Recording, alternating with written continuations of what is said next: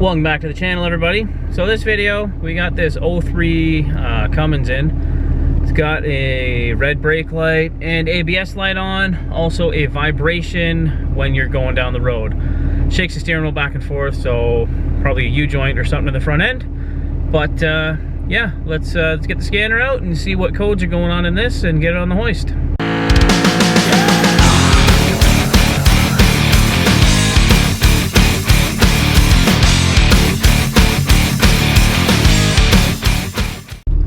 So going into codes for the ABS, we have a code 25 and code 27, both for the left front speed sensor.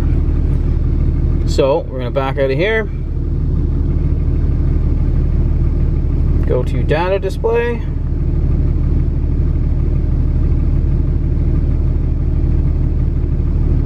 then select the pins we want. So we'll do left front wheel, right front rear, or right front wheel and rear wheels. Back out of that. Set it up for a graph. And now we take it for a drive. So I took the truck for a drive and didn't really see anything wonky with the wheel speed sensors.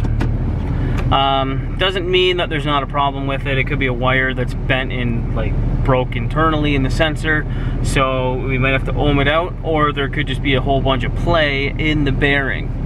I've seen them with no play and the sensors don't work. I've seen these things, especially on a Dodge, with tons of play and the sensors still read fine. This one looks like it was only acting up intermittently. So there's the graphs. They're all following each other, they're all smooth. So let's get this thing on the hoist and check out what's loose and see what we can find. All right, so we got in here and found the cause of our ABS sensor not working. So you can see right there, there's a break in the wire. So that is causing the circuit code. Now this wire is supposed to be under the shield like so, and in this holder here. But when I found it, it wasn't behind the shield, and it was run down around the knuckle like that. So what I'm thinking happened is this got through the hole here and started rubbing against the rotor.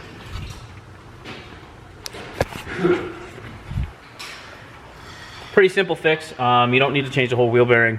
All you have to do is change the sensor. Sensors are pretty inexpensive compared to the cost of a wheel bearing. And all that holds them in is this Allen head bolt. You gotta be a little careful popping them out. This piece of shield just bends up out of the way.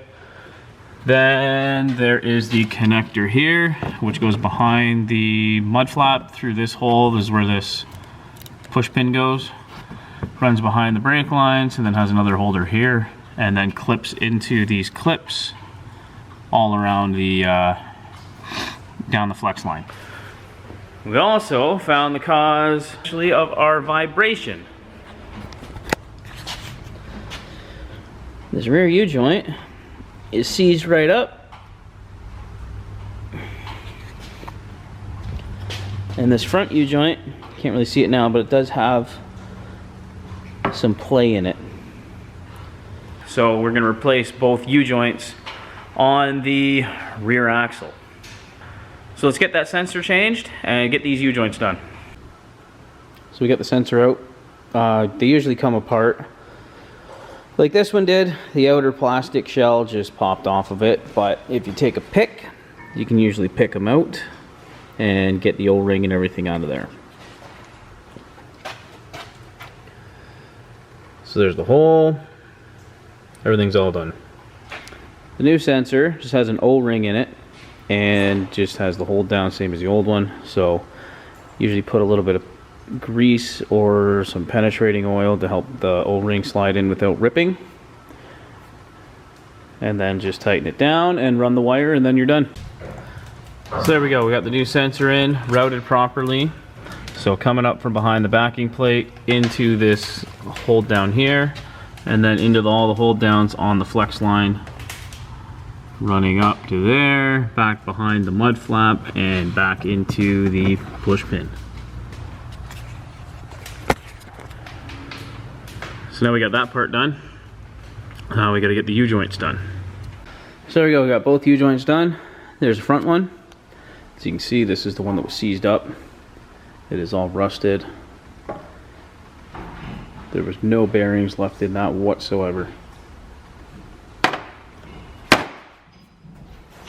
And here's the rear one. All free and ready to go.